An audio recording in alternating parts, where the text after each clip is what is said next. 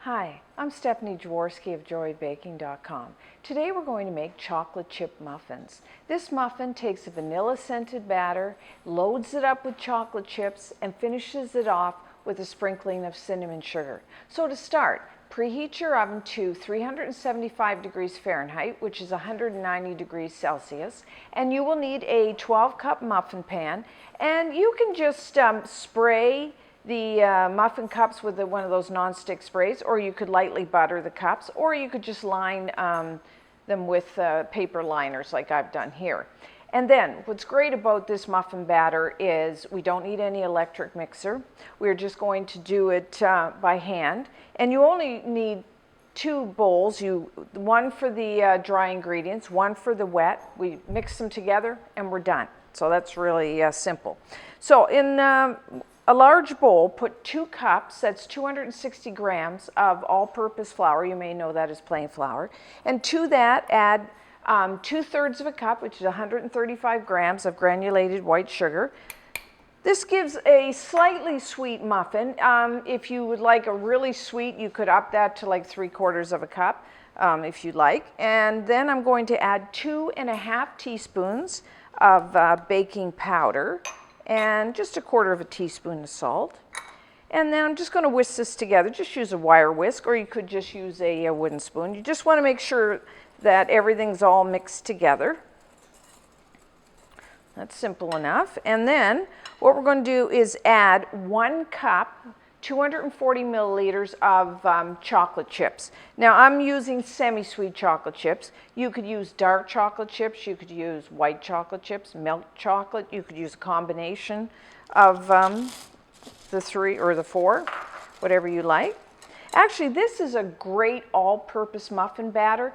If you didn't want to use chocolate chips, you could use like fresh berries, like say raspberries, blueberries, blackberries. You could use some dried fruit like cranberries or cherries or raisins.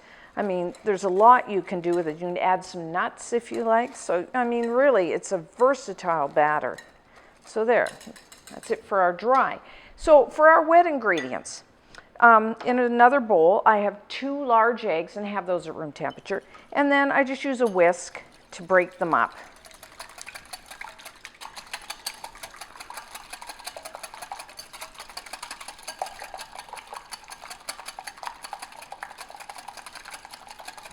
Okay, and then I'm going to add 1½ teaspoons of vanilla extract, and try to use the pure because it does have a lot better flavor than the artificial ones.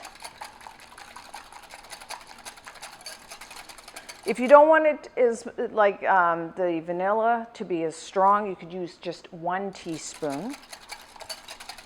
And then to that, I'm going to add 2/3 of a cup, which is 180 milliliters of milk. You could use either a whole milk or you could use a reduced fat. I'm using a 2% here. And just add that. And be careful, you don't want it to splash up. Just whisk that together. And then you will also need 1/2 cup, which is 113 grams of butter, that you got to melt it and then let it cool down to room temperature. I'm using unsalted butter here because I prefer the flavor, but you could use salted. And if you use salted, you might want to leave out that 1/4 teaspoon of salt that I put in here, because there's usually enough salt in salted butter that you don't need any more. And then we're just going to add the wet to the dry, simple enough. Now I'm just using a rubber spatula. You could use a wooden spoon. You could use your whisk, and then just add your butter. Now the trick to getting a really nice textured muffin is not to overmix your batter.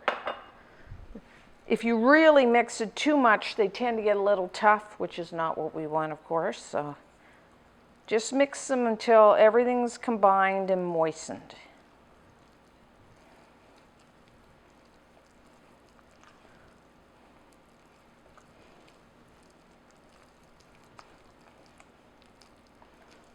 Okay, looks good. flour left.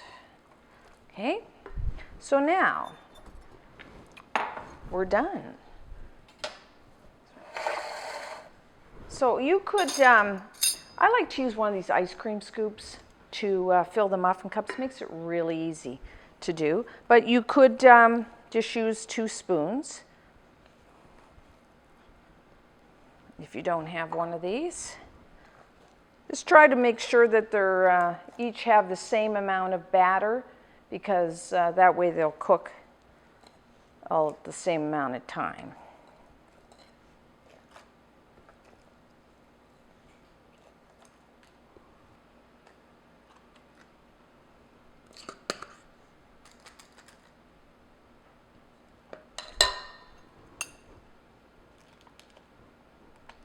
Okay, so now what we're going to do is garnish the top of the muffins. Now you don't have to do this if you don't want to, but I have in a little bowl here just a tablespoon of white sugar, granulated white sugar. You could use brown sugar. And to that I'm adding half a teaspoon of ground cinnamon. Like I said, if you don't want to do this, you don't have to. Or if you don't want cinnamon flavor, you could just leave that out and just sprinkle the tops of the muffin just with a little sugar, either brown or white. I like it because it adds, it gives the tops of the muffin a little color. It adds some flavor. And it also adds a little bit of, as it bakes, it kind of gets a little bit of a crust to the top of the muffin, which I like. So just sprinkle the tops with a little sugar.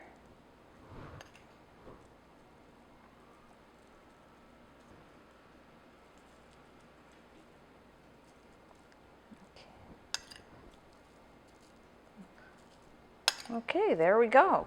So now into the oven, somewhere between, depending on your oven, 18 to 20 minutes, or until a toothpick inserted into the center of a muffin comes out clean.